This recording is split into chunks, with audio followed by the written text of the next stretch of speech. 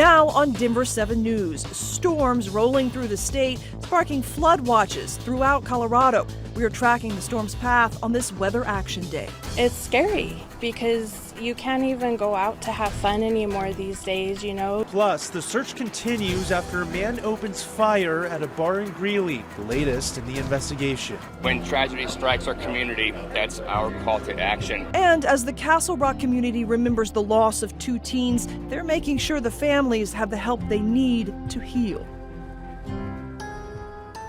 Thank you for joining us for Denver 7 News at 10. I'm Jacqueline Allen. And I'm Brian Wang. We start off with a Weather Action Day as rain and potential floods kick off the week. It sounds a lot like this day last week when we had flash floods all over. Let's bring in meteorologist Stacey Donaldson, who has been tracking tonight's storm. Stacey? That's right. We had a flash flood watch earlier up in the higher elevations where we still have rain coming down and then some heavy rain for the eastern plains. But we will have a repeat of this tomorrow with flood watches in effect for much of our area. As we look outside now for the radar picture, we have some rain on the south side of the metro and up to our north toward Fort Collins, just east of I-25. But most of the rain has moved out across the eastern plains. A lot of lightning associated with these storms as they continue eastward from Fort Morgan out toward Akron, moving into Yuma and Ray over the next hour. So we'll watch that very carefully. Things have cleared out pretty well here between Castle Rock and Colorado Springs, and we still have rain up here into northwestern Colorado and some light rain for the southwestern part of our state. Now, for the meantime, we have a flash flood watch that should expire here shortly. Flood watch here for the metro area just on the west and south side for tomorrow. So most of the potential flooding up in the high country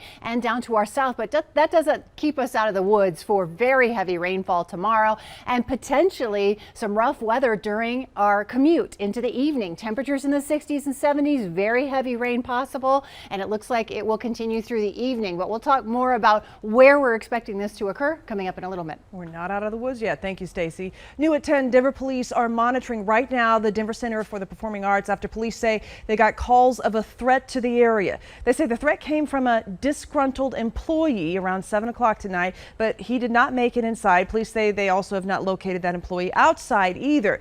Now, DCPA telling us tonight's musical, Pretty Woman, would resume with the late start.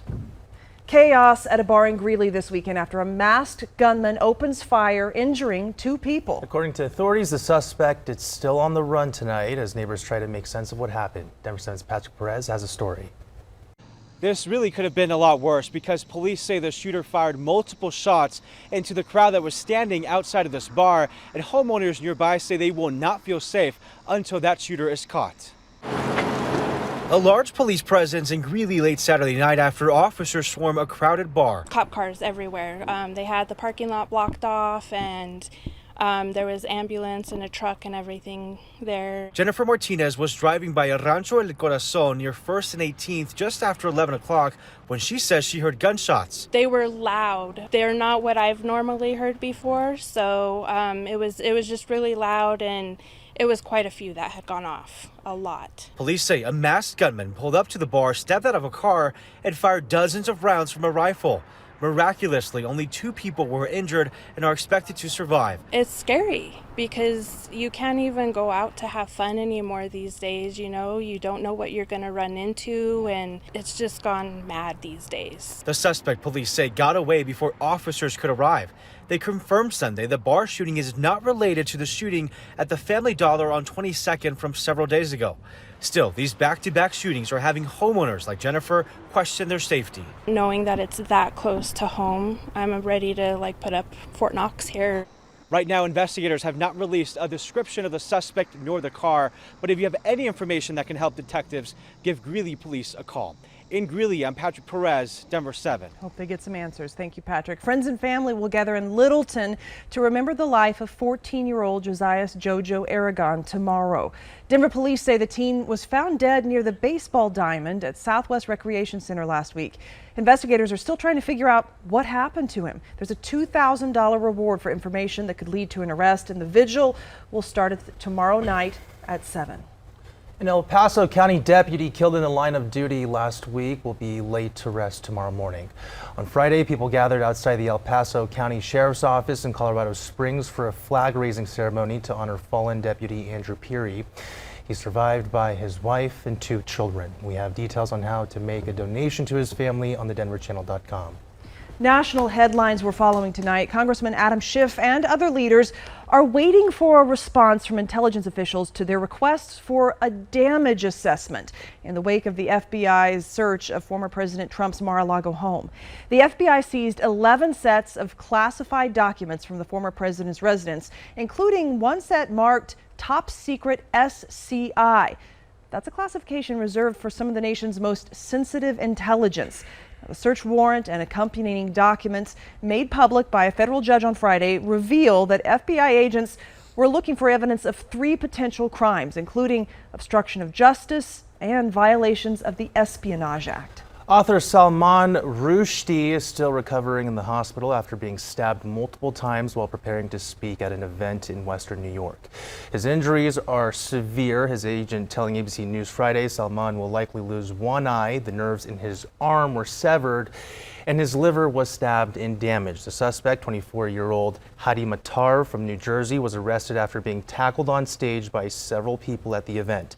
He's facing murder and assault charges, his attorney pleading not guilty on his behalf. Authorities have described the attack as an apparent assassination attempt.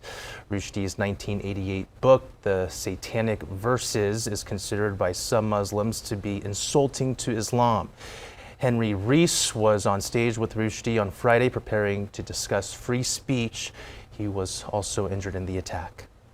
No one in my lifetime has had more influence than Salman Rushdie in advancing freedom of expression, both in the literature that he writes, as creative work, and as an advocate and a public intellectual. The Iranian regime has not officially commented on the attack, though one news outlet with close ties to the regime calling the attacker courageous. All right, it's been more than a week since 2 teens were killed in Castle Rock by a suspected drunk driver just days before starting their senior year of high school. And as Denver 7's Christian Lopez shows us, the community is coming together to help their families through this tough time. It's been a somber start to the school year at Castleview High. Students Audrey Todd and Colton Bellamy were killed in a suspected DUI crash just days before classes started. It's been really hard. We've had a lot of weird days at school, even for the first week, because people are just depressed. It's kind of hard to kind of feel normal when there's just 2 of your classmates missing. So it's pretty difficult. Aiden was good friends with Audrey. He remembers her as someone who always had a smile on her face. She's just a little ball of joy. She was always happy. She was never upset.